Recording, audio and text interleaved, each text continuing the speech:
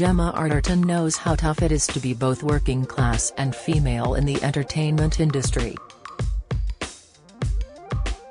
She recalls how her Kent accent was once derided as common, and producers on one of her Hollywood films became so obsessed with her weight they insisted she be measured daily and videoed to prove she was exercising. So the 37-year-old, who found fame in James Bond film Quantum of Solace in 2008, was able to draw on her own experiences for her new TV series, Funny Woman, which brilliantly addresses showbiz snobbery and sexism. Now they celebrate the regional accent at drama school, but when I was there, nearly 20 years ago, it was all about learning how to speak posh, says Gemma, who attended RADA in London. That was what I was up against, you were common, so I chickened out and took on some other accent. There is a big degree of wish fulfillment, then, in her latest role, playing fictional working-class Blackpool beauty queen turned comic actress, Barbara Parker, in 1967. In real life there wasn't really anyone like her. In America, they had I Love Lucy and the Mary Tyler Moore Show, but we didn't have any women leading their own shows until the 1980s when Victoria Wood and Jennifer Saunders started coming through, says Gemma. Women were accessories in comedy. Comedy was particularly sexist. The roles that women had to do were the Benny Hill type or the carry-on sexualized parts. It was quite extraordinary for a woman to make it in comedy in the UK in the 1960s. When I was making this, I was thinking of the singers Marianne Faithfull and Cilla Black and what they experienced. The series is based on a 2014 novel, Funny Girl, by Nick Hornby, who was inspired partially by I Love Lucy and a documentary about Coronation Street actors and how they had struggled to succeed outside of the soap opera because of their accents. When she read the book, Gemma fell so in love with the character of Barbara, who works in a factory making Blackpool rock, that she tried to acquire the rights to make the series on her own.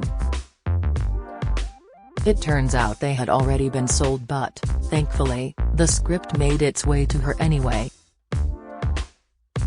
I could hear Barbara's voice in my head, and then when I got sent the pilot episode it was amazing, she says. It felt quite serendipitous. Sometimes you get characters that you have an affinity with, and Barbara was one of them. It felt natural to play her and didn't feel like a massive stretch. It was such an iconic time for comedy, for culture, when this new wave of comedy started happening. More edgy working-class humor started to come through, and for a woman to be in that world was unusual at that time. There was this feeling that you can't be funny and attractive, which is an outdated notion now, especially in the last 10 years, but it wasn't for a very long time. Society puts women in boxes like that. Exploring both swinging 60s London and the changing world of comedy, the 6-part Sky series is a joy to watch as we see Barbara run away from her dad and fiancé in Blackpool, determined to make something of herself in the capital city. Barbara is told to change her name to Sophie Straw because it sounds classier and ensures men will think about rolling in the hay with her. Rupert Everett in a fat suit and with comb-over hair is her hilariously revolting agent Brian Debnam, not quite sure how to promote her. At one point she turns down an audition for the Carry On films, because she doesn't want everything to be about my knockers. Rejected for role after role, she then gatecrashes an audition for a show similar to The Goon Show, which she adores thanks to listening to the radio with her father. The plan is to use the same radio cast on the television. Despite being snobbishly thrown out of the audition, she is remembered by producer Dennis Mahindra, Arshar Ali, who, as an outsider himself, wants to help others who aren't middle-class white men. Quite quickly she's involved in a romance with her handsome leading man Clive, played by Tom Bateman, but of course there are plenty of stumbling blocks. The drama harks back to a time of change in every way. For the role, Gemma studied the likes of Alf Garnett, Peter Cook, and Dudley Moore, as well as I Love Lucy, to immerse herself in the comedy of the era. All these working-class voices were coming through. I didn't know how groundbreaking that was at the time, she says. The star grew up on a council estate in Kent, the daughter of a welder and a cleaner and, like Barbara, made her way to the top despite the challenges.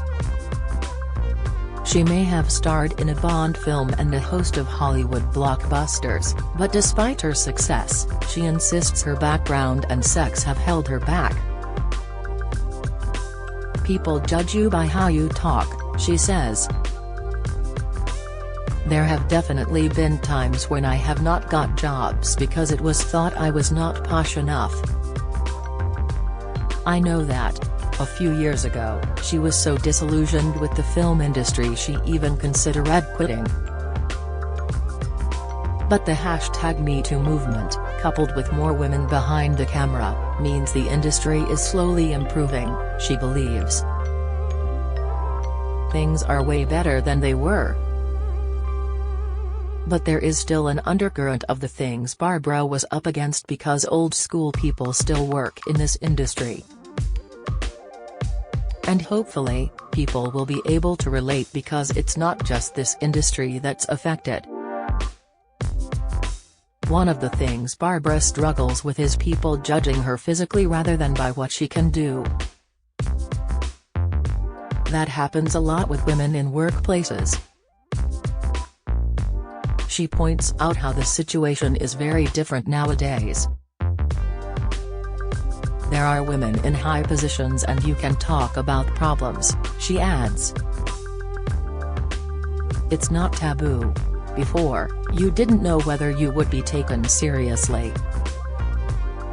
Gemma is not only the leading actress on the show, written by comedy writer Morwenna Banks, who drew on her own experiences of sexism in that world, but also one of its co-producers. She says the role allowed her to display her true self, someone who is funny and goofy. Barbara was a character that I feel like I've always wanted to play and there's a lot of stuff in there that I got to let out, says the star, who welcomed her first child, a boy, with her Irish actor husband Rory Keenan, in December. She admits, though, it's a role many fans will be surprised to see her take on. They think I play all these demure, strict people, but I'm not like that at all. I'm really, really silly. I love being funny and love making people laugh. The actress spent 2 weeks with a movement director to learn physical comedy, including clown skills. We did this workshop where I just wore a red nose and was finding my inner clown, she remembers.